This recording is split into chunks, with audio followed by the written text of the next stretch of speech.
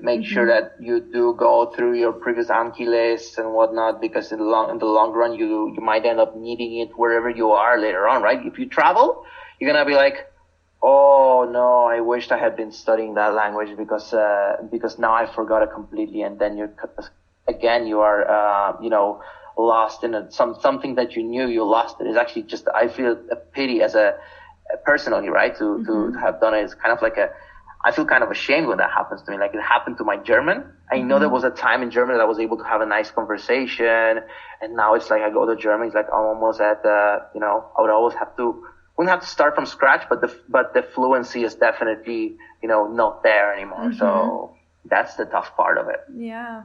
And how do you feel about Duolingo? Okay, so I haven't mentioned this, but when I was doing the 10 language challenge, I wanted to basically make sure that, I counted the language, as in I got the golden owl at the end of the course from Duolingo. So basically Duolingo, I mainly did it in order to kind of like as a refresher, because it was more of a Duolingo. It works, but it's more of a passive or a recall kind of learning, right? Because you are not that pushed to come up with answer as choose from, possibilities that are already given to you, right? Yeah. So it's passive, but it's going to be there one way or another into your head. But what I did mainly was, make sure that what Duolingo is good at is it gives you an overview of the language, meaning it will give you probably the first 1,500 to 2,000 most common words.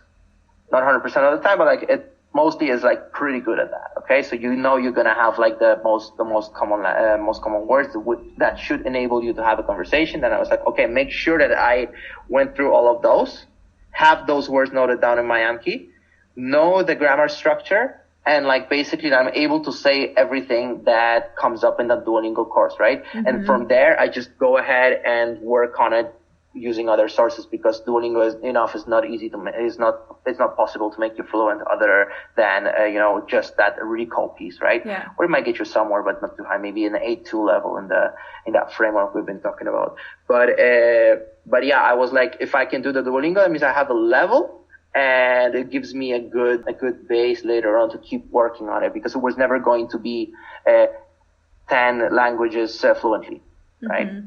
I don't think I can ever get there, to be honest with you, because it's very hard to keep, a huge amount of languages at the same time, especially if you don't work in the area, right? Yeah. You don't work in the languages area, which is not, unfortunately, it's not the case. I would like to, eventually be able to go to that, in that direction, but I don't know how much, let's say, what are the possibilities, and if this is something you can make a living out of, right? I know that there are some examples of people who have been actually have become pretty famous from it.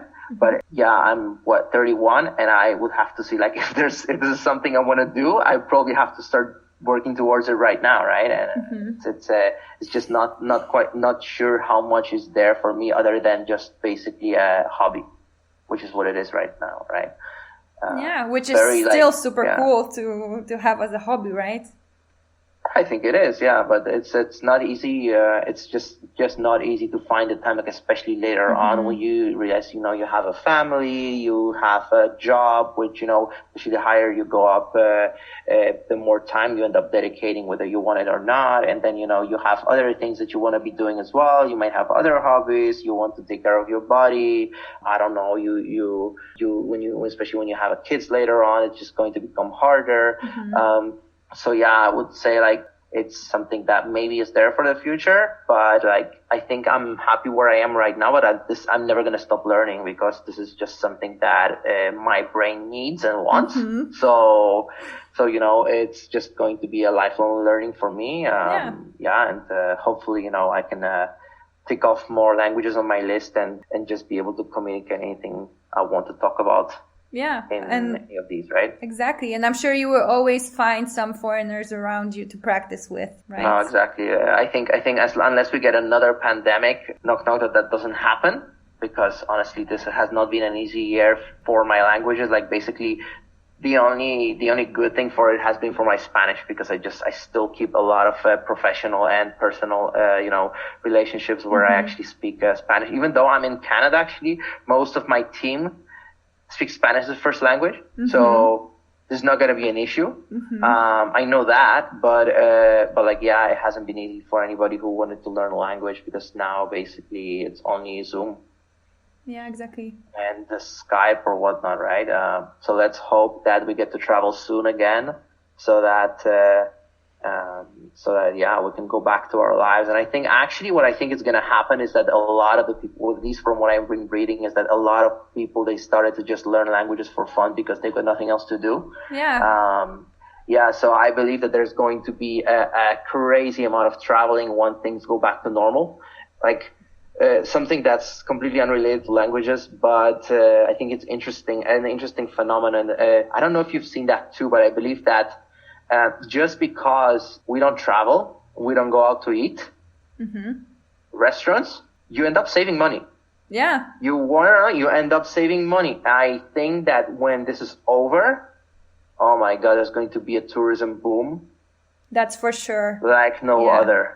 Honestly, I think that's what's going to happen. So I'm really looking forward to that. And that's something that I really want to use my languages for when things come back to normal. Because like, I haven't had much time to travel lately. And, like even when I was working, I would be mainly in the American continent, where there's really not that much linguistically. There's not that much possibility for me anymore. That's why I need to go to like Europe again, do a tour, something like that. Countries I haven't been, like to Spain, Portugal, yeah, I want to see again a lot of these places with my wife as well, because we've been, like, I know she has been to like Rome, Paris, Madrid and stuff. But yeah, there's a lot of these places that we have to see again. And there's Northern Europe, and there's, of course, there's other continents as well that I haven't been to, right? So I've actually been trying to learn some Chinese and Hindi as well. So that's another area that I would like to discover with her. And yeah, I think it'll be a fun experience once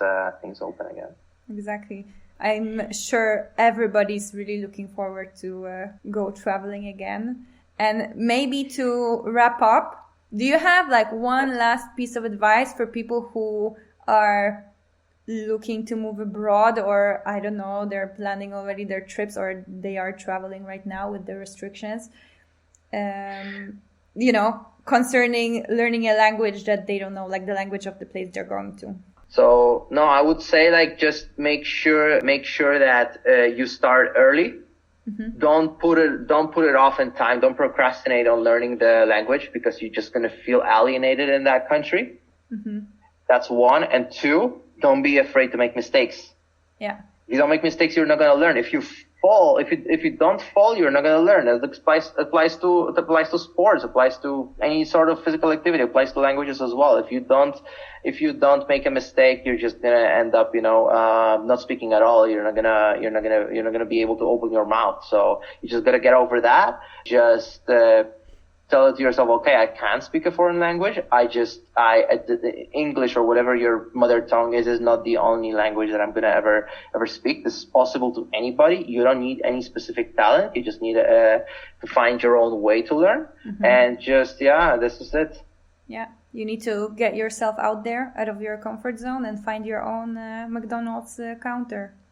McDonald's counter, or Venezuelan party, or whatever it needs to be, or international school, or, just whatever it is, spend a lot of time in Netflix. Even some things you can even do, like gamers have even an advantage, right? Because you have all those MMORPGs that I think that now it just becomes super easy to learn English, because you just end up being in all these multiplayer games, and you just end up having to speak English to, I don't know, do a quest and destroy some kind of enemy, whatever. I'm not really a multiplayer guy, but like sometimes what I even do actually is I like to turn on a game that I already have, like on PC, right? So for example, let's say Skyrim, right?